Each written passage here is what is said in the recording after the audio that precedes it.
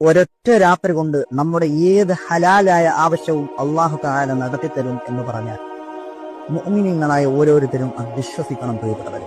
ആദ്യമായിട്ട് രാത്രിയിൽ കിടന്നുറങ്ങിയതിനു ശേഷം സുബഹിക്ക് മുമ്പ് ഏതെങ്കിലും ഒരു സമയത്ത് അർദ്ധരാത്രി എഴുന്നേറ്റിട്ട് വുളൂ ചെയ്ത് 4 റക്അത്ത് നമസ്കാരം നിർവഹിക്കുക.